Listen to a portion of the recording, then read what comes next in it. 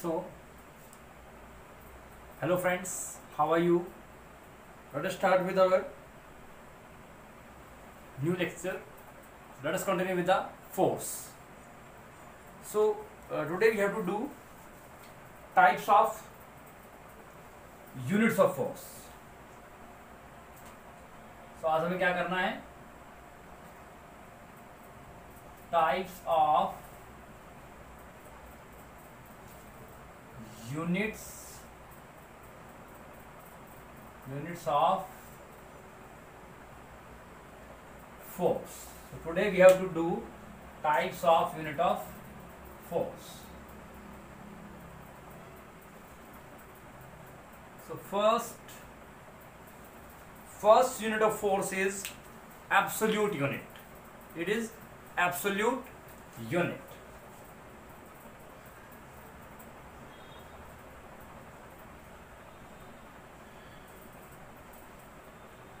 Absolute unit.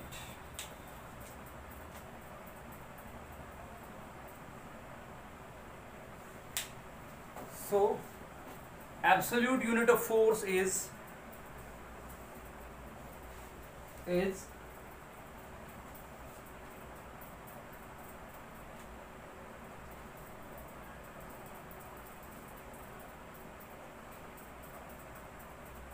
Newton, that is SI unit, or you can say MKS, and dyne, that is CGS. So Newton and dyne are the two types of units of force in absolute system of unit. So this is your absolute system of unit. So in this unit we are having Newton in MKS.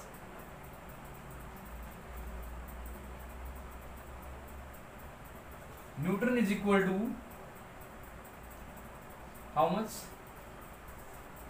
1 Newton is equal to 1 kilogram 1 meter per second square. This is for A. For B,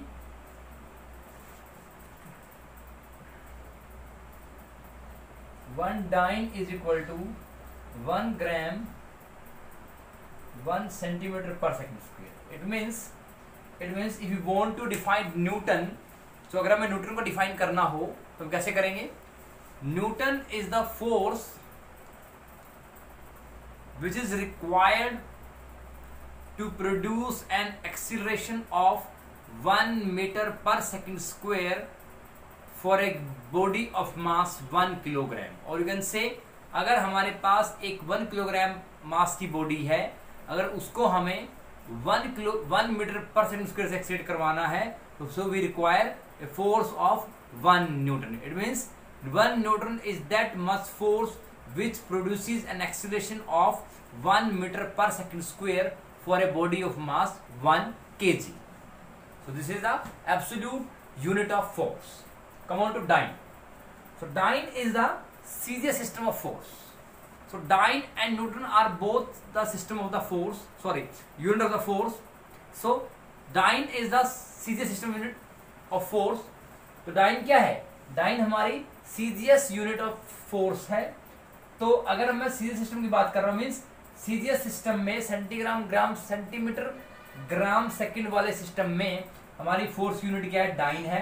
तो dine क्या होगा? Kilogram की जगह ग्राम है, और metre की जगह centimetre है, और सेकंड का सेकंड है. ठीक है. It means we are having generally two system units MKS and CGS. MKS means M for metre, K for kilogram, S for second, C for centimetre, G for gram, S for second. So we are having two system of unit in absolute unit of system.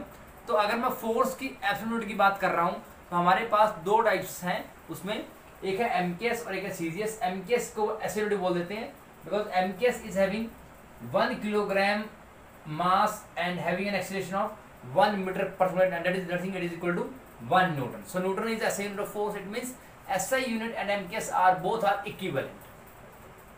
Come on to dyne. So dyne is the unit of force in CGS system. So it means dyne is the force which is required to apply on a body of mass 1 gram to produce an acceleration of 1 centimeter per second. It means अगर मुझे किसी 1 ग्राम की body को 1 centimetre पर second square से accelerate करना है तो मुझे 1 डाइन की रिक्वायरमेंट है. ठीक है. So now try to find the interrelation between newton and dyne. Interrelation between Newton and dyne. It means by how much value both these units are related.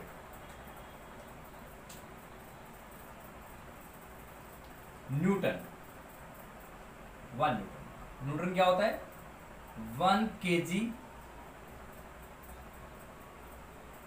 1 meter per second, and kilogram is given by 10 raised to power 3 gram.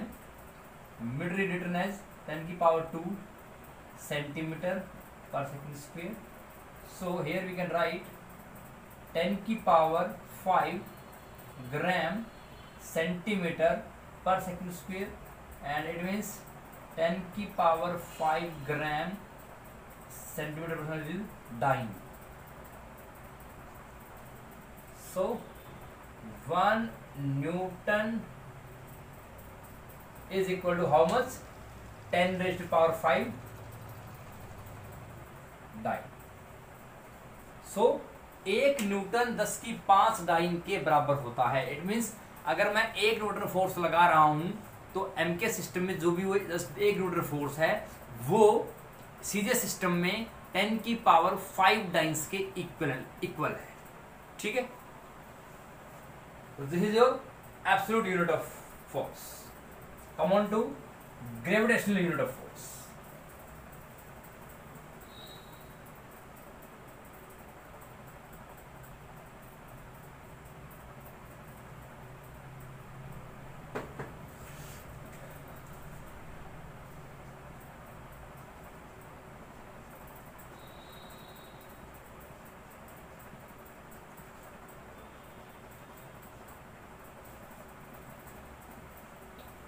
Gravitational unit of force. So gravitational system में क्या होता है? यहाँ भी वही M K system और CGS में होगा. It means it is also in 2 systems further.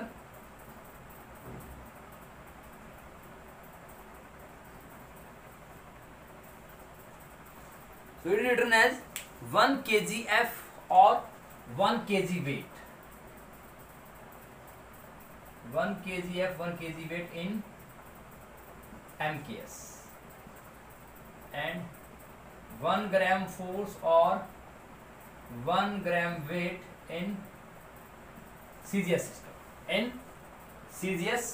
system. So now what is 1 kilogram force, 1 kilogram weight? So we can write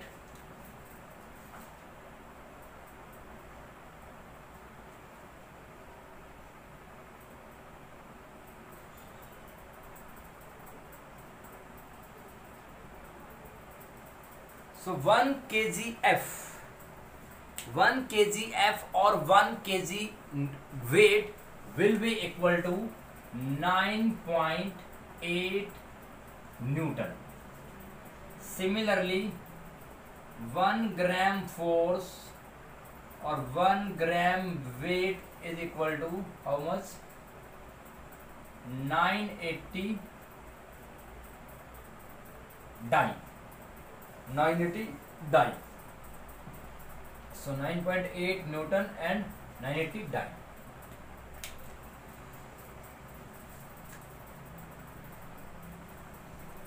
This is the value of 1 kilogram force or 1 kilogram weight, or you can say value of 1 gram force or 1 gram weight will be having value that is 9.8 Newton in MKS and 910 in CGS system. ठीक है. Now come on to, so these are the units, types of unit of force. So one is absolute unit of force, another is gravitational unit of force. These are very important. Now come on to come on to momentum.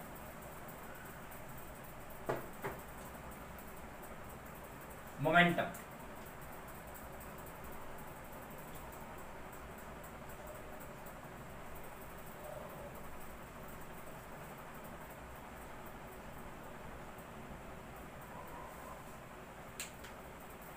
Come on to momentum. So momentum क्या होता है? Momentum means mass into velocity. So momentum क्या होता है? It is the product of mass into velocity. Means कोई body है हमारे पास, उसका मास होगा, तो वो बॉडी किस वेलोसिटी के साथ मूव कर रही है, that will represented by momentum. by momentum. Momentum का सिंबल होता है P. It is given by m into v, where m is mass and v is velocity. So momentum is equal to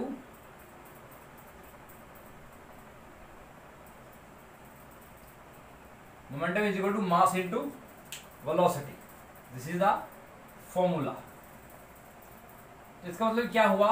अगर इसमें question कैसे आता है कि इसे मोमेंटम दे दिया, ठीक है, मोमेंटम मुझे पता है क्या होता है, मास इनटू वेलोसिटी होता है, बिल्कुल ठीक है. तो लेकिन मोमेंटम को अगर मुझे बताना हो कि मोमेंटम के वर्ड से मीनिंग क्या समझा, so means what do you conclude about from momentum, और you can say what is the significance of momentum. तो मोमेंटम किसी भी चीज का हमें उस चीज के मोशन के बारे में बताता है. देखो मास, मोमेंटम क्या लिखा हमने, मास इनटू वेलोसिटी, और हमें पता है कि mass of any body remains constant. ये तो कांस्टेंट रहेगा, तो वेलोसिटी घट या बढ़ सकती है. तो इसका मतलब क्या हुआ कि momentum is nothing, momentum always tells us about the motion of the body. We can say the motion contained in the body is known as momentum. Clear? तो कई बार क्या होता है, क्वेश्चन आ जाता है कि सिग्निफिकेंस क्या है.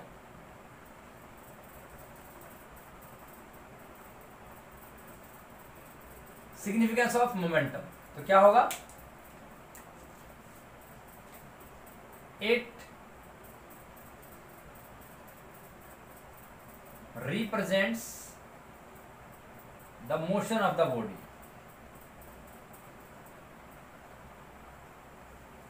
So ये क्या करता है, क्योंकि फॉर्मूला है mass into velocity and mass will always remain constant, so only we are only remaining with velocity. It means velocity may be increasing or decreasing. So it means we can see that the momentum is nothing, it is a term which represent the motion of the body, whether it is moving, it is accelerating, it is decelerating. So this term will help you about motion of the कि body का motion कैसा है. This is your momentum. Let us talk about further. So now mass. So mass, so from here we can write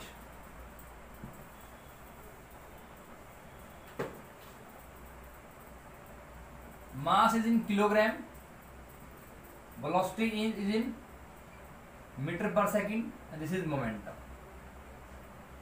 symbol लिख रहा हूं. So unit of momentum that is p in M K system, that is kilogram metre per second. This is in M K S system. Similarly unit of momentum in CGS system, gram centimetre per second. It is gram centimetre per second. So this is about momentum. This is your momentum of the body.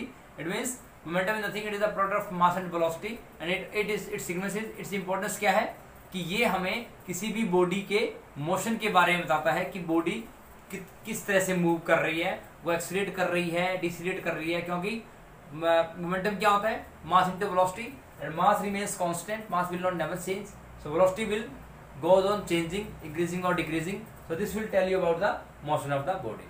So unit of momentum in MK system kilogram meter per second, and in CS system it is gram centimeter per second. ठीक है.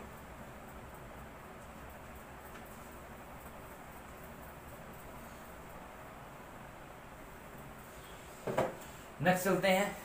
Next है हमारा inertia. अब inertia क्या होता है? Inertia आपका होता है,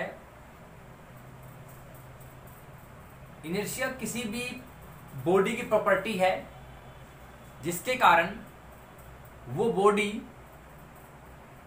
अगर वो रेस्ट पे है तो रेस्ट पे रहेगी, अगर वो मोशन पे है तो मोशन में रहेगी, जब तक उस पर कोई एक्सटर्नल फोर्स नहीं लगाया जाता. तो इनर्शिया क्या है? It is a property of body, inertia.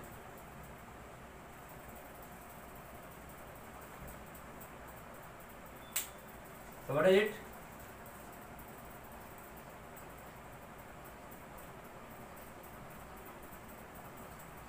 Property of the body due to which it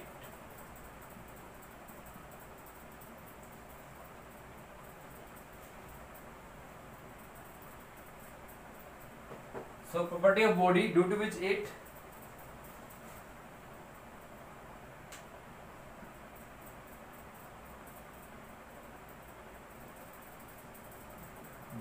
it remains at rest if it is at rest, if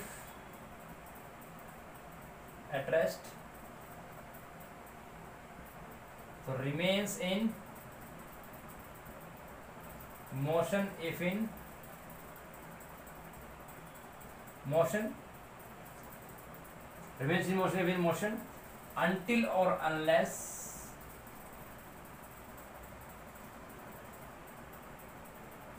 any external force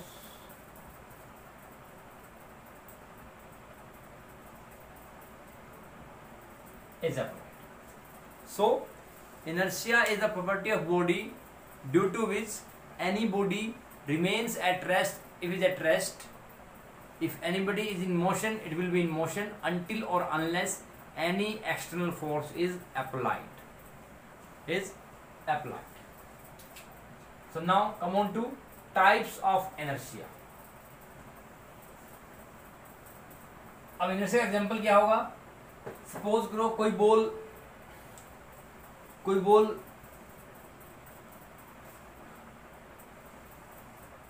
चल रही है, कोई बॉल मोशन में है, ठीक है.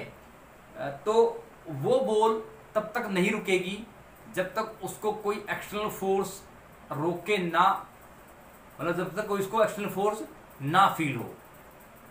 या आप ये कह सकते हो, फॉर एग्जाम्पल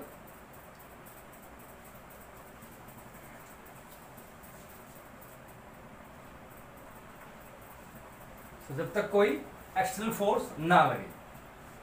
या आप ये लगा लो कि एक टेबल है, एक टेबल के ऊपर एक बुक रखी हुई है, तो वो बुक तब तक नहीं हिलेगी जब तक उसको हम अपने हाथ से उठाकर कहीं ना रखें.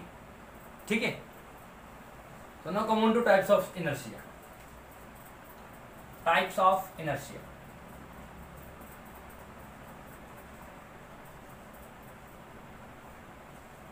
Types of inertia. इसमें पहला है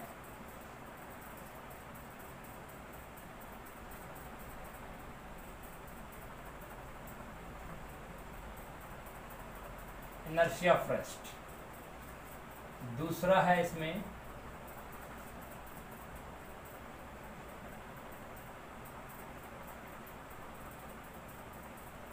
इनर्शिया ऑफ मोशन. तीसरा है इसमें इनर्शिया ऑफ डायरेक्शन. तो हमारे पास इनर्शिया के 3 टाइप होते हैं. तो पहला है इनर्शिया ऑफ रेस्ट, दूसरा है आपका इनर्शिया ऑफ मोशन, तीसरा है आपका inertia of direction. So let us understand what is inertia of rest. नाम से लग रहा है कि कोई चीज अगर रेस्ट में है तो वो रेस्ट में रहना चाहती है. For example let us understand कि मान लो हम बस में बैठे हैं, ठीक, तो जब बस भी क्या है, अभी खड़ी है, अभी रेस्ट पे है. तो जब बस रेस्ट पे है तो जो पैसेंजर उसके अंदर बैठा हुआ है उस पैसेंजर का लोअर पोर्शन बस की सीट के साथ क्या है, रेस्ट पे है, क्योंकि बस क्या रेस्ट पे है और पैसेंजर का लोअर पोर्शन बस के पोर्शन के कांटेक्ट में है. तो जब तक बस रेस्ट पे है तब तक पर्सन का लोअर पोर्शन जो है वो रेस्ट पे है. ठीक, लेट अस अज्यूम सडनली बस स्टार्ट्स, एकदम बस चल पड़ी, तो क्या होगा, पर्सन आगे की तरफ गिरता है, क्योंकि due to inertia of rest जो पोर्शन बस के साथ कांटेक्ट में था वो पहले रेस्ट में था, but due to inertia of rest that portion tends to remain at rest. So due to that inertia of rest our upper portion will fall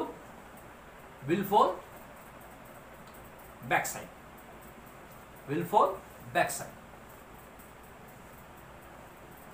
तो जैसे ही सडनली कोई चीज चलती है तो हम क्या करते हैं, हम पीछे की तरफ चले जाते हैं. सो जब बस रेस्ट पे थी, जब बस खड़ी थी, तो पैसेंजर का लोअर पोर्शन जो है वो बस के साथ रेस्ट पे है. जैसे ही बस चल पड़ी तो लोअर पोर्शन भी चल पड़ा, लेकिन due to inertia of rest the upper portion will tend to remain at rest. So that's why the person will feel that he will fall backwards. It means, for example,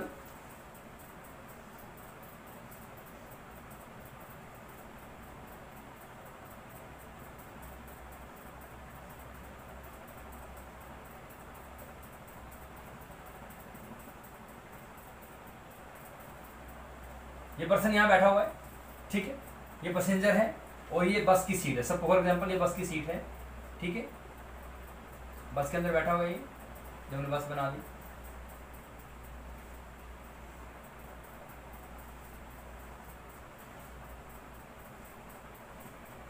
ठीक है, तो ये कोई बस है,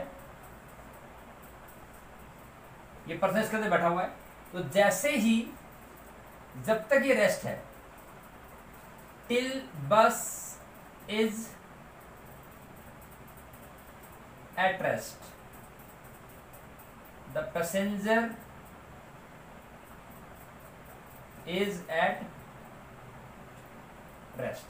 जब तक बस रेस्ट पे है और due to rest position of the bus the lower portion of the passenger is in contact with the portion of the bus, so that's why this whole body will be at rest. Suddenly the bus starts. तो reference position क्या है इसकी, ये वाली है.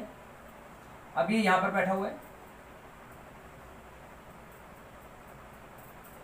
ठीक, ये position है. तो जैसे ही बस चल पड़ेगी, तो ये वाला पोर्शन क्या होगा, मोशन में इट विल मूव फॉरवर्ड.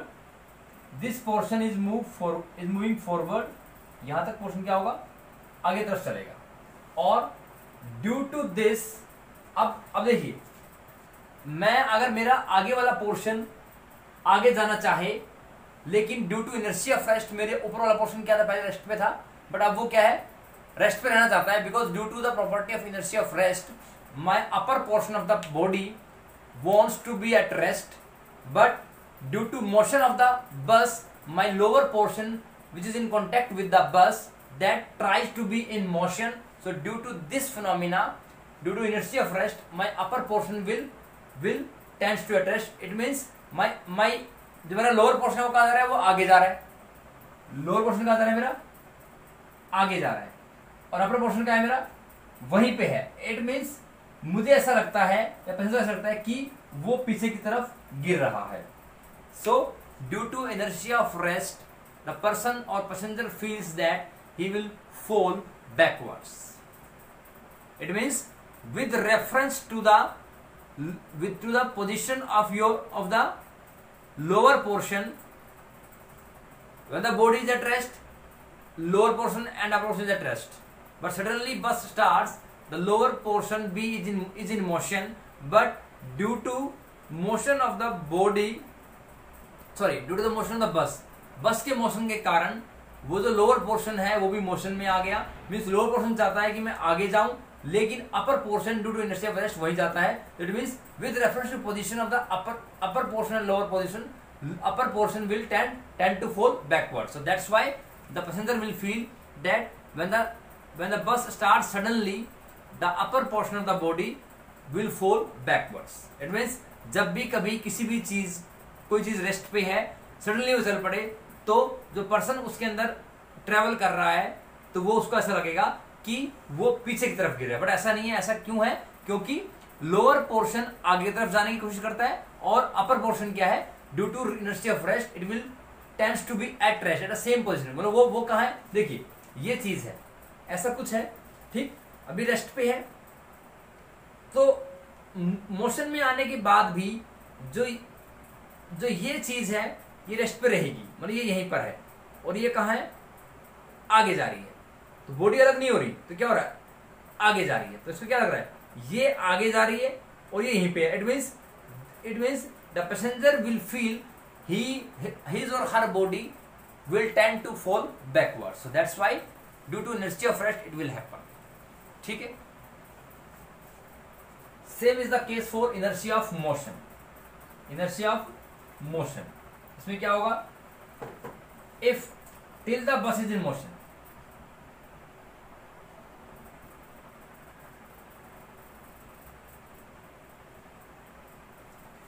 जब तक मान लीजिए पैसेंजर एक मूविंग बस में ट्रेवल कर रहा है, तो उस पैसेंजर का लोअर पोर्शन बस के साथ कांटेक्ट में है, सो वो बॉडी क्या होगी, वो मोशन में होगी।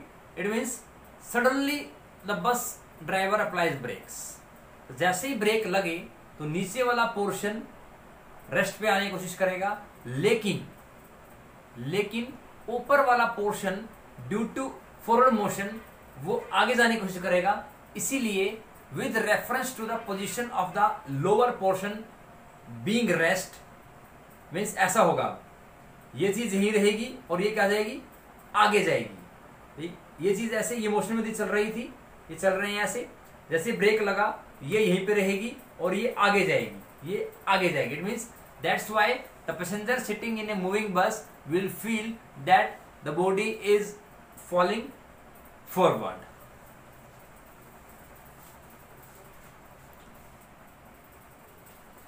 Last is your inertia of direction.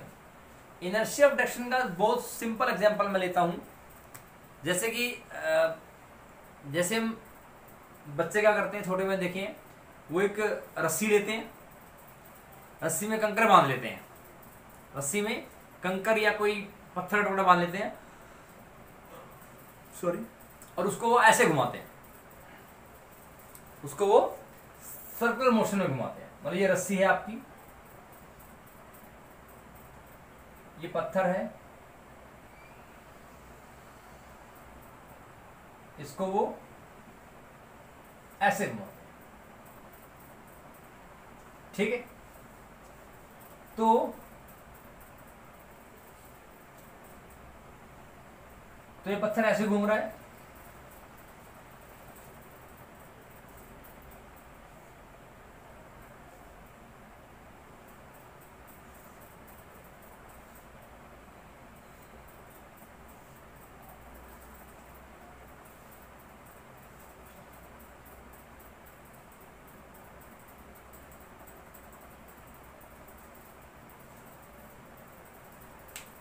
So inertia of direction का बेस्ट एग्जांपल है कि जब हम किसी रस्सी से कंकड़ बांध के घुमाते हैं, ठीक, तो जब तक वो घूमती रहेगी, कंकड़ उसमें बंधा हुआ है, तो उसकी डायरेक्शन अलोंग द टेंजेंशियल होगी, ठीक।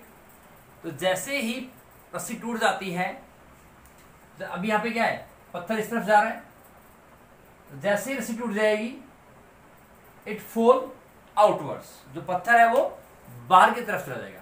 या फॉर एग्जाम्पल जो जैसे गांव में देखा है मैंने, जैसे जो आपकी चारा काटने की मशीन होती है, जो चारा काटने की मशीन होती है, उसके जो दांत होते हैं और जब उसको हम शार्प करवाते हैं तो क्या करते हैं, या फॉर एग्जांपल हमें अपना जो नाइफ है वो तेज करवाना है तो क्या करते हैं, हम दुकान में जाते हैं लोहार की, और उस पर वो एक मशीन सी होती है, एक मशीन सी होती है, तो उसको वो क्या होती है, वो मोटर में चलती है, उसको आप चलाते हो तो जैसे ही आप उस पर नाइफ लगाओगे तो the sparks will go tangentially. तो जो स्पार्क्स हैं, जैसे like for this is the machine, ये ऐसे घूम रही है, जो स्पार्क्स हैं वो ऐसे जाते हैं, इट विल गो टेंजेंशियली। तो this is called, this is due to inertia of direction. It means this all happens due to inertia of direction. So this is the type of the inertia. So today we have discussed types of unit of force, two types, absolute and gravitational. Then we have discussed momentum, significance of momentum. Then we have discussed inertia क्या होता है, और हमने तीनों type इसके discuss किए हैं। तो आशा करता हूँ कि आपको लेक्चर समझ आया होगा। You will go through the lecture and kindly try to understand this. Till then, take care. Thank you so much.